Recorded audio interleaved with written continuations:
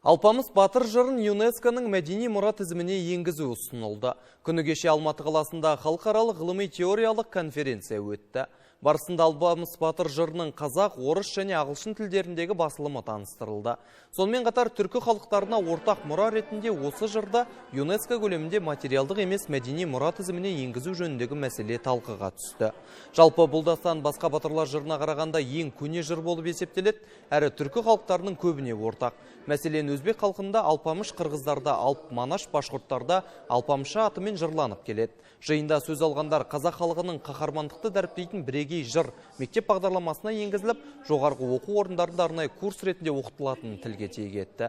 Айта кетейік, түркі елдеріне ортақ мұраны талқылауға Түркия, Әзірбайжан, Ресей, Қырғыз Республикасы, Өзбекстан мемлекеттерінен 12 сарапшы арнайы келген.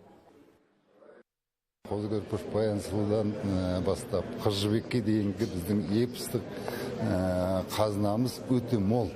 Осылардың барлығын қазір жаңа деңгейде қарастыру керек.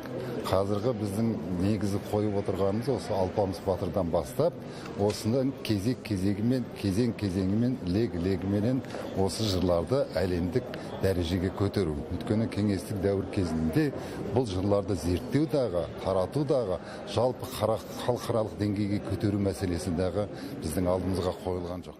Azərbaycanda Qazaq ədəbiyyatını çox yaxşı bilərlər.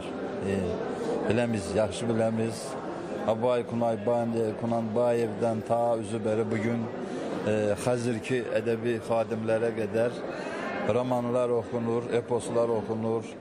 O cümlədən bugünləri bütün Kencahan Matijanov kimi, Tumubayev kimi türkoloqların, folkloristlərin kitabları biz okuduk, bildik, öğrendik